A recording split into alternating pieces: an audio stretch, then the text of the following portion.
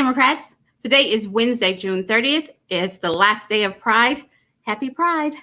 All righty. So every day I come to you and I'm going to talk to you about bills, electeds, and elections, some kind of variation of that. It may not be exactly a bill, but it's going to be sort of like that. So today's bill, I want to talk about redistricting.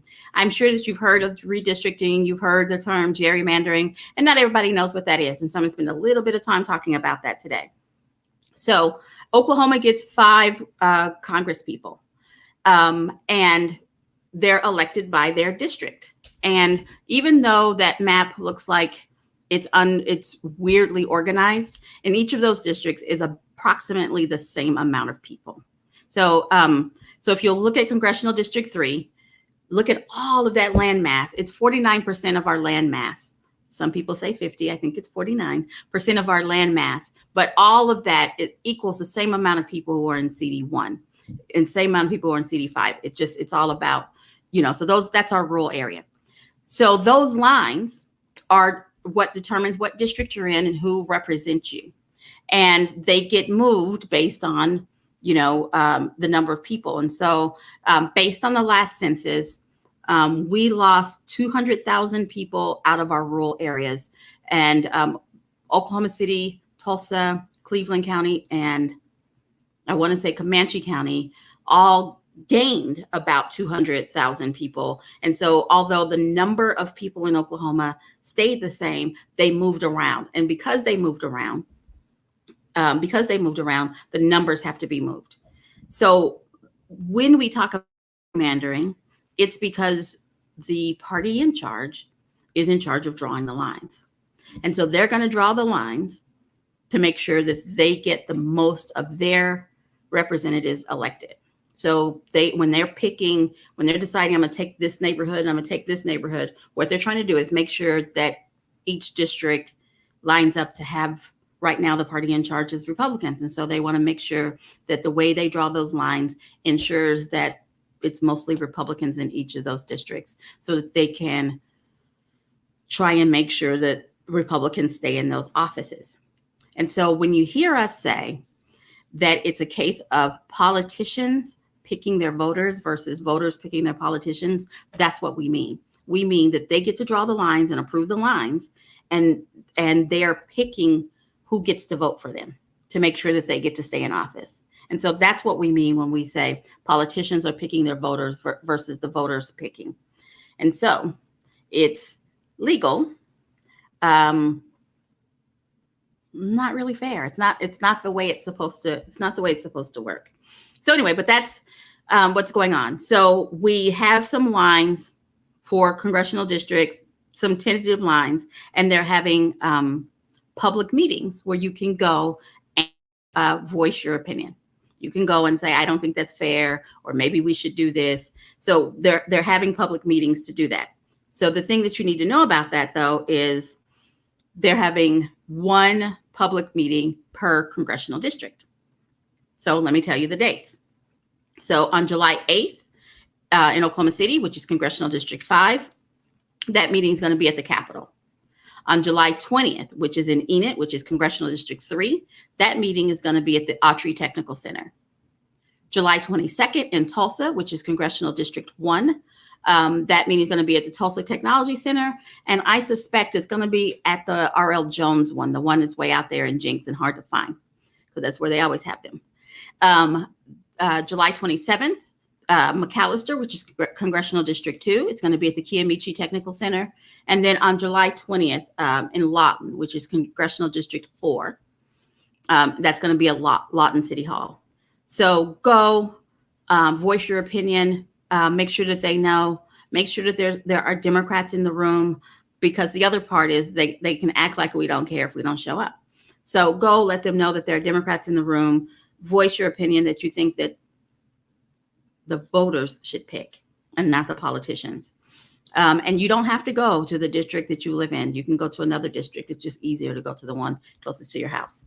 All righty. You can go to all 5 of them if you want to. Just make sure that there are Democrats in the room asking questions about why did you shove this Democrat one into a space that would dilute them so that everything would be Republicans? Ask that question. No matter where you go, ask that question, because I haven't seen the neighborhoods, but that's how the process works. And I know that's what they're doing. So it happens every 10 years directly after the census. And it just kind of stinks for us who live in this state, because all of our congressional members are Republicans. So they all, got together and made sure that the districts stay largely Republican. So that's how that works. So that's the bill that I wanted to talk about. The elected official I wanted to talk about, because you guys haven't heard me talk about him ever, is Governor Kevin Stitt. So you guys have heard me talk a whole bunch about how he's spending CARES money, because I think you should know. So he spent $70,000 in CARES Act money on a sound system, because I'm sure that saved somebody during the pandemic. I don't know.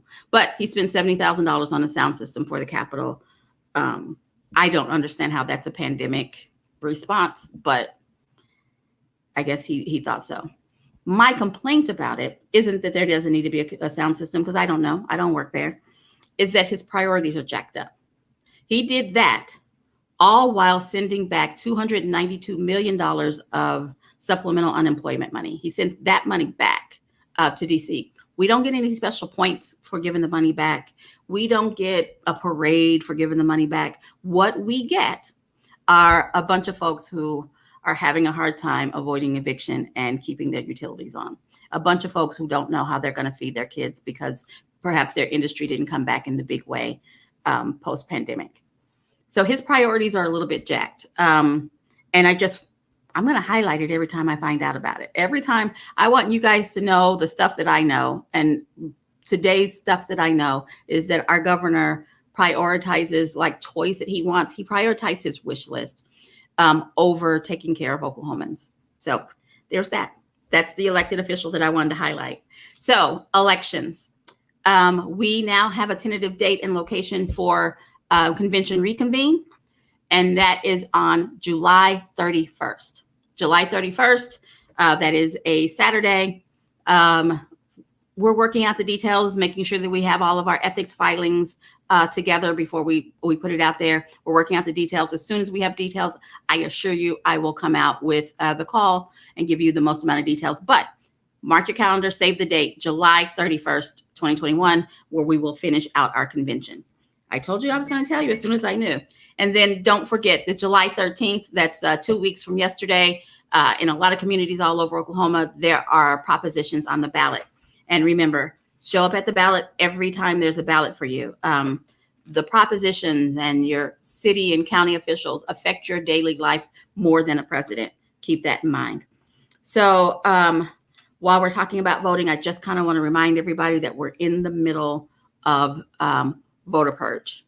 And so they're sending out the postcards and the emails, and people I know are getting them, sending out the postcards and the emails, verifying your address. Please, please, please send those back. If the election board is asking you to verify your address, send it back, because if you don't, they're going to purge you off the voter rolls. And if you're not sure if you've already been purged, go out to the Oklahoma State Election Board, put in your name and birthday, and see if they have a record for you. That's how that's how you know if you've been purged.